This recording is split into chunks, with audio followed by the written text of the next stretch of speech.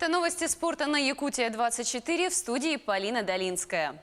В домашнем матче регулярного чемпионата национальной хоккейной лиги Колорадо обыграл Филадельфию. Встреча завершилась со счетом 3-1.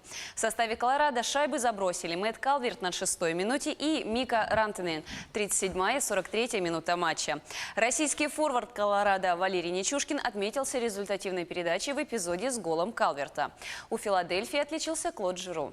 Колорадо занимает первое место в турнирной таблице Западной конференции, набрав 43 очка в 31 матче. Филадельфия идет пятой на Востоке, имея в активе 39 очков после 31 встречи. В следующем матче Колорадо 14 декабря на домашней площадке примет Нью-Джерси. Филадельфия днем позднее в гостях встретится с Миннесотой. Генеральный секретарь Всероссийской Федерации волейбола Александр Еременко заявил, что считает претензии членов ВАДА к российским спортсменам несправедливыми. Это несправедливо, несмотря на то, что российские спортсмены могут выступать под нейтральными цветами, отметил Еременко. Знаете, чувства могут быть разные у спортсмена. Я думаю, ему в любом случае захочется соревноваться, показать самый достойный результат, доказать, что долгие годы тренировок и труда не прошли даром, а в принципе флаг, гимн и страна всегда останутся в сердце. И у спортсменов, я думаю, всегда будет и надежда, и уверенность, что и весь мир, и страна будет знать, какой-то спортсмен, откуда, что он россиянин. Поэтому я думаю, что каждый спортсмен захочет соревноваться и доказать, что он действительно работал не зря. Тем не менее, санкции ВАДА не помешают проведению чемпионата мира по парашютному спорту в России. Турнир пройдет в августе 2020 года в Кемерове. Международная авиационная федерация приняла решение о том, что соревнования, право на проведение которых уже дано России, не попадут под санкции. Турнир станет крупнейшим за всю историю парашютного спорта. Соревнования пройдут даже в тех дисциплинах, которые входят во всероссийский реестр видов спорта. Футболисты ЦСКА готовятся к ответственному матчу с испанским клубом «Эспаньол». Накануне главный тренер ЦСКА Виктор Гончаренко пообщался с журналистами. Он отметил, что соперники технически и тактически очень обучены.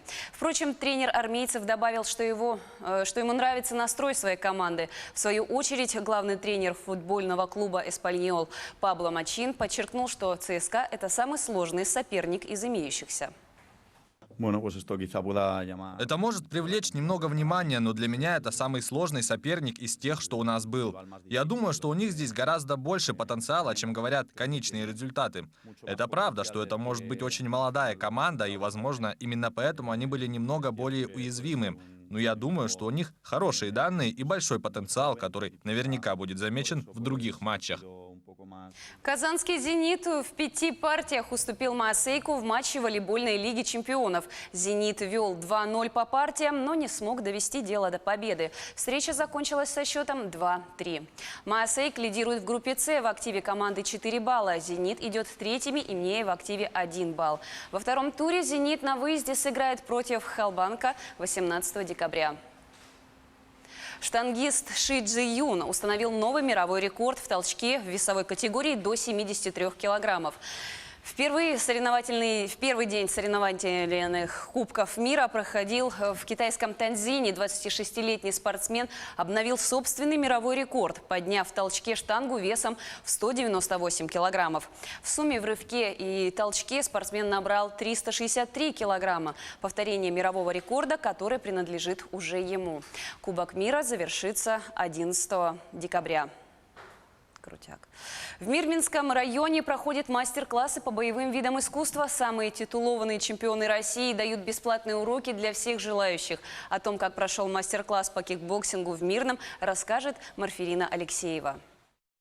Кирилл Антонов – чемпион мира и России в самом жестком и зрелищном разделе кикбоксинга. Сегодня делится секретами своего успеха с теми, кто собирается пойти по его стопам. Программа мастер-класса рассчитана на 2 уровня – для новичков, а также для более опытных ребят. Поделиться какими-то своими тактическими наработками, техническими какими-то элементами, которые, может быть, они не знали и могут быть в бою им понадобиться потом, и чтобы выйти на новый уровень. Для ребят, которые первый раз пришли сегодня на мастер-класс и не знакомы с такими видами единоборства, как кикбоксинг, я подготовил пару начальных элементов, чтобы ввести их в курс дела, чтобы они понимали, что из себя представляет этот вид единоборств, как такая синергия ударов руками и ногами. Несмотря на жесткий вид спорта, на занятия пришло много девочек. Со слов Антона, самый оптимальный возраст для профессионального занятия кикбоксингом – это 12-14 лет, так как важно состояние костно-мышечной системы ребенка.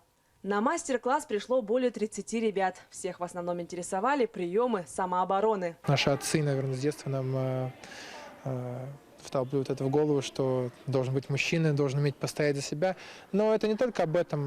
Во-первых, это позволяет быть более уверенным в себе в любых жизненных ситуациях, позволяет быстро принимать решения. С точки зрения физических качеств, ну, конечно же, это физическое воспитание, форма, гибкость, ловкость. На протяжении 2 дней, помимо кикбоксинга, в Мирном пройдут мастер-классы по тэквондо, дзюдо и киокусинкай. А 14 и 15 декабря такие же занятия смогут посетить жители города Якутска. Марферина Алексеева, Артем Алексеев, Мирный. В регион вернулось настроение. В Айхале знаменитые российские спортсмены по боевым искусствам провели 8 мастер-классов, 4 урока физкультуры и товарищеский турнир. Дали также сотни автографов айхальцам. Каждый участник мастер-класса получил подарок. Остались ли довольны ребята и взрослые любители спорта, расскажет Альбина Шарафутдинова. Не успели утихнуть эмоции на спортивных площадках Айхала, как в поселок вновь вернулся большой фестиваль настроения. На этот раз поделиться секретами своего мастерства приехали силачи. Звезды самбо, киокусинкай, тхэквондо и кикбоксингу. Многих чемпионов ребята знают. Как отмечают титулованные спортсмены, расстояние – это не помеха для общения. Весь год айхальские ребята переписывались с чемпионами в соцсетях. На протяжении года есть ребята, которые интересуются, как я, чем живу, чем дышу, какие соревнования ближайшие. Любители бокса в Айхале не пропускают ни одного этапа настроения. Каждый раз на мастер-классах узнают все новые и новые приемы. Говорят, хотят в совершенстве овладеть инструментом, который приводит к победам. Я смотрю на чемпиона мира, если у него получается, чем я хуже. Тоже отрабатываю такие же удары, как и он.